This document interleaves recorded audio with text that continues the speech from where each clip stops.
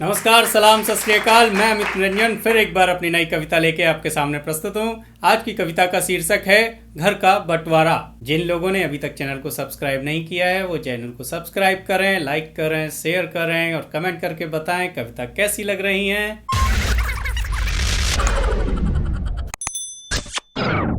जीजा जी चाय पी रहे थे, जीजा जी चाय पी रहे थे, फूफा हलवा खा रहे थे। लगता है घर में कुछ होने वाला है, कुछ और रिश्तेदार आ रहे थे। बच्चे खुशी में झूम रहे थे। अब बच्चों को लगता ही है कि जब घर में रिश्तेदार वगैरह आते हैं तो बच्चों को लगता है कि घर में कोई फंक्शन है। बच्चे खुशी में झूम रहे थे, नाचते गाते पूरे घर में घूम रहे थे।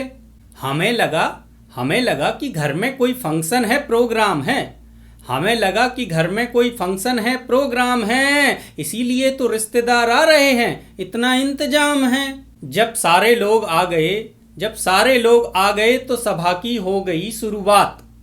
जब सारे लोग आ गए तो सभा की हो गई शुरुआत। छोटे बच्चे थे हम, फिर भी समझ गए सारी बात। छोटे बच्चे थे हम, फिर भी समझ गए सारी बात। घर के छोटे मोटे झगड़ों का आज निपटारा था।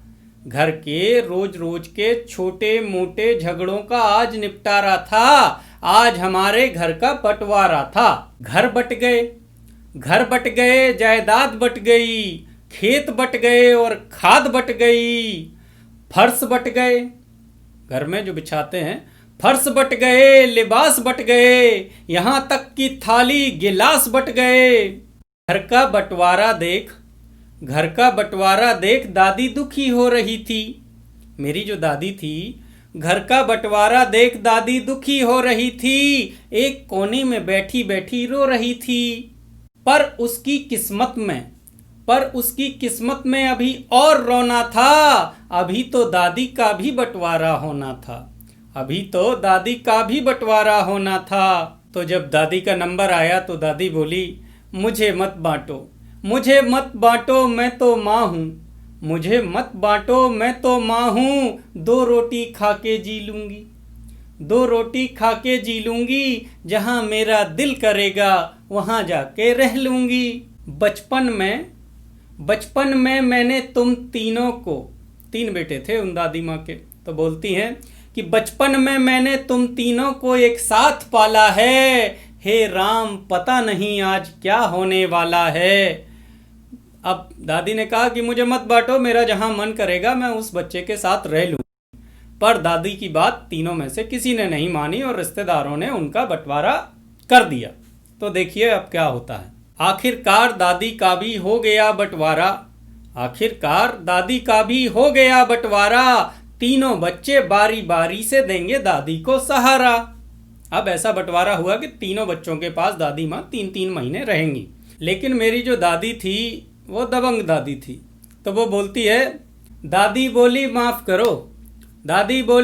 करो, मैं कहीं नहीं जाने वाली। हाथ पैर चलते हैं मेरे, मैं रहम की रोटी नहीं खाने वाली। तुम्हारे दादाजी को पता था कि तुम सारे ही कपूत हो। पैसे के पीछे भागते तुम जिंदा भूत हो। जब वो जिंदा थे तभी बताते थे कि एक दिन ऐसा आएगा वक्त।